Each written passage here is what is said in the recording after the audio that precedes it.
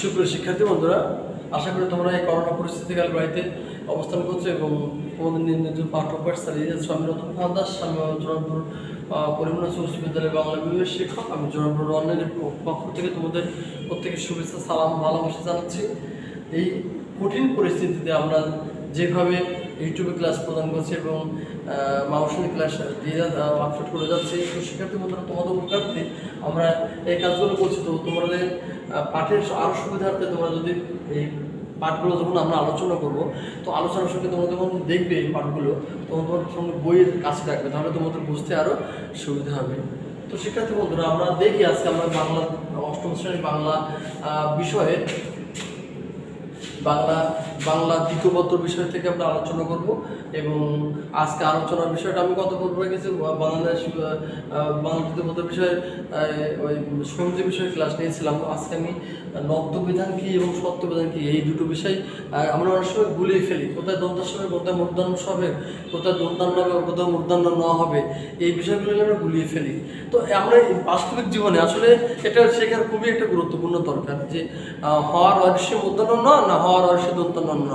তো এই দুটো জিনিসকে আমরা বিশেষভাবে জানবো এবং দেখবো এর মধ্যে পার্থক্যগুলো কোথায় আছে, কীভাবে লিখলে এটা সুন্দর নির্ভুলভাবে লেখা যাবে।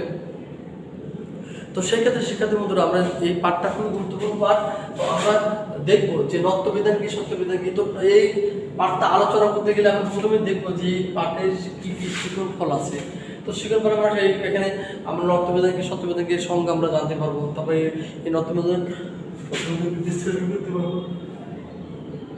এবং এখানে নত্যবিধান বিভিন্ন প্রকার আছে, প্রকারভেদ জানতে পারবো। এবং এই নত্যবিধান সত্যবিধানের যে নিয়ম কানুন আছে, সেই নিয়মকানুন সব উদাহরণ আমরা এক এক করে জানবো। তো শিক্ষার্থী বন্ধুরা, তোমাদের আমি বলেছি পূর্বেই যে তোমরা এই আলোচনাগুলো শোনার সময় অবশ্যই তোমরা কাছে বই রাখবে। তো প্রথমত আমরা নত্যবিধান সম্পর্কে আলোচনা করি। নত্যবিধান, তার মূর্ধন্য নত্যবিধান। বিধান মানে কি? বিধান হচ্ছে নিয়ম। দন্তের নাম মূর্ধন্য ন হবে। হচ্ছে বাংলা ভাষা সাধারণত মূর্ধন্য নয়ের ব্যবহার নেই। হচ্ছে বাংলা ভাষাতে মূর্ধন্য নয়ের ব্যবহার নেই, কিন্তু কোথায় তাহলে ব্যবহার আছে? তো এখানে বলছে সেজন্য বাংলাদেশি তদ্ভব ও বিদেশি শব্দের মূর্ধন্য নয় ব্যবহার লেখার প্রয়োজন হয় না। অর্থাৎ বাংলাদেশের দেশি শব্দ এবং তদ্ভব এবং বিদেশি শব্দগুলো যে আছে, অর্থাৎ তদ্ভব শব্দ এবং বাংলাদেশি শব্দ এবং বিদেশি যে শব্দগুলো আমরা ব্যবহার করি, সেই শব্দগুলোতে আমরা মূর্ধন্য ন ব্যবহার নেই।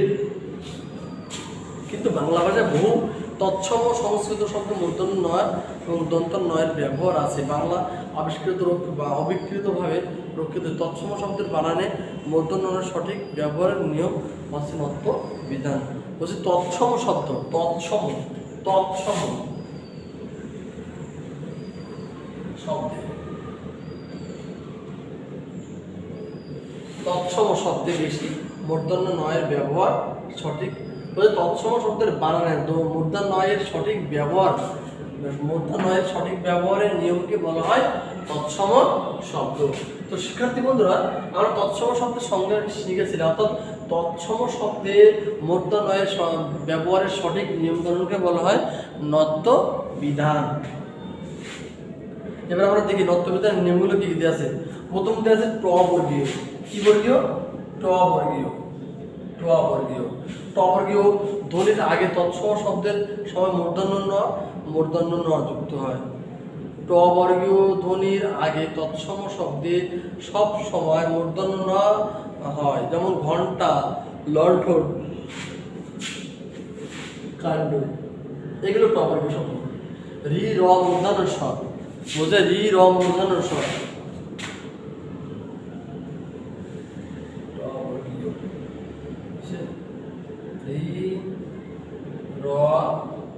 মূর্ধন্য স হচ্ছে রি র মূর্ধন্য স, এরপরে সবে স্বাভাবিকভাবে মূর্ধন্য ন হয়।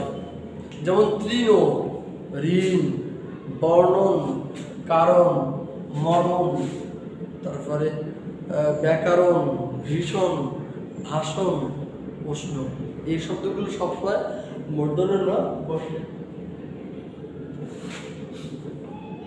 তো তো শিক্ষার্থী বন্ধুরা, আমরা আরো দেখি যে রি রয়ের মধ্যাংশের পরে স্বরধ্বনি, রি রয়ের পরে যদি স্বরধ্বনি দন্তস্ব অন্তস্তিয়া ব হ অনুস্বর এ এবং ক বর্গীয় এবং ক বর্গীয়, বুঝতে ক বর্গীয় এবং ক বর্গীয়, ক বর্গীয় এবং ক বর্গীয়, বুঝতে ক বর্গীয় এবং ক বর্গীয় ধ্বনি থাকলে তার পরবর্তী দন্তান্ন মূর্ধন্য ন হয়। যেমন কৃপণ, এই যে রি আছে, রি এর পরে প ভাবে বসেছি, কিন্তু প এর পরে কখনো দন্তান্ন ন হবে না, হবে কি হবে? মূর্ধন্য ন হবে। অর্পণ ন র পরে দন্তান্ন, লক্ষণ এরূপ রুক্মিণী ব্রাহ্মণ ইত্যাদি কতগুলো স্বভাবতই মূর্ধন্য ন হয়। যেমন চাণক্য মাণিক্য গণ, বাণিজ্য লবণ মন, বেণু বিনা কঙ্কন কণিকা, কল্যাণ সুনীত মণি, স্বাস্থ্য গুণপূর্ণ বেণী, ফণি অনু বিপণী গণিকা, আপন লবণ্য বাণী, নিপুণ গণিতা পানি, গৌণ কোন ভান কোন শান, চিক্কন নিকন তুন কাফনি, বণিক গুণ, গণনা বিরাট পূর্ণ বান। অর্থাৎ এই যে শব্দগুলো আমি বলেছি, এই প্রত্যেকটা শব্দগুলো শেষে কিন্তু আমার দন্তান্ন ন নেই। তোমরা যদি বইতে দেখো, এখানে ছড়া কবিতা দেওয়া আছে, এই কবিতাতে এই কতগুলো বিশদভাবে আলোচনা করা আছে। তো তোমরা এই কবিতাগুলো দেখো, তাহলে তোমাদের আরো জানতে সুবিধা হবে।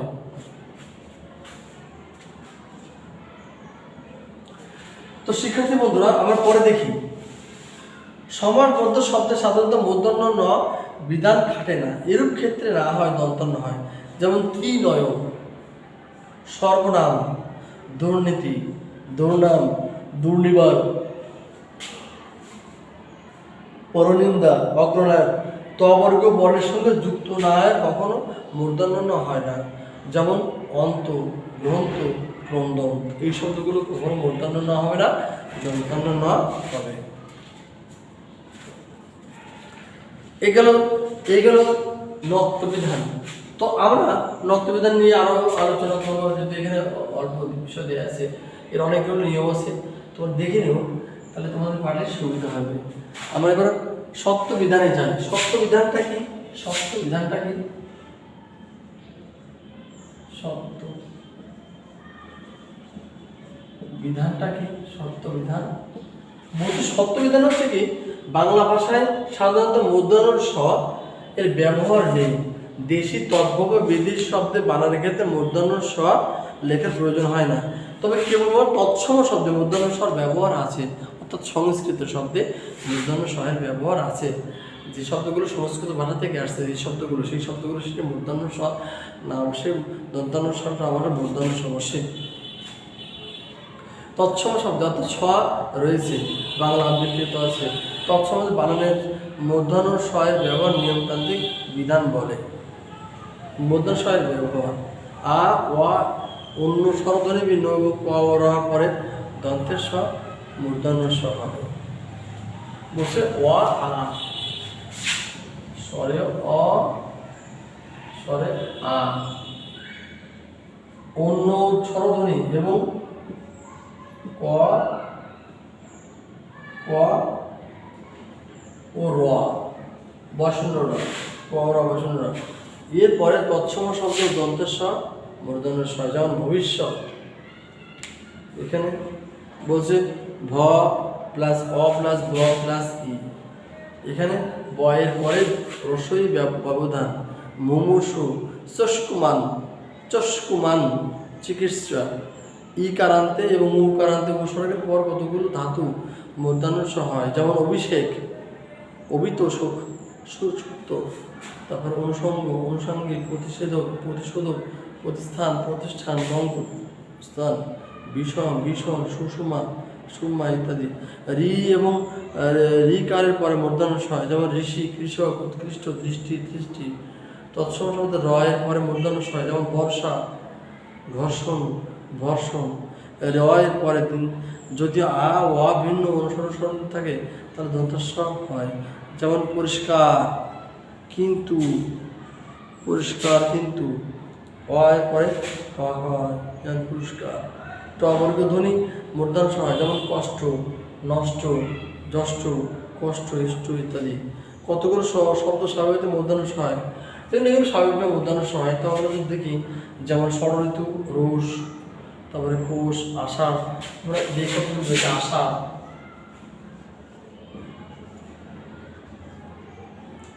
আষাঢ়, তারপরে কোষ, তারপরে উষ্ট, নষ্ট, নষ্ট, পুরুষ,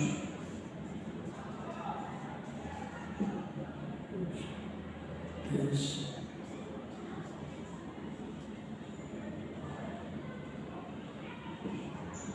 তো এই শব্দগুলো আছে দন্তের স না হয় কি হবে, মূর্ধন্য স বসে। তো শিক্ষার্থী বন্ধুরা, আমরা আজকে পর্যন্ত নিয়ে আলোচনা করি। আমরা পরবর্তী ক্লাসে অন্য একটা চ্যাপ্টার নিয়ে আলোচনা করবো। ততক্ষণ তোমরা ভালো থাকো, সুস্থ থাকো, তোমার প্রত্যেকের দীর্ঘায়ু কামনা করে আজকের ক্লাস আমি এখানে শেষ করছি। ধন্যবাদ সকলকে।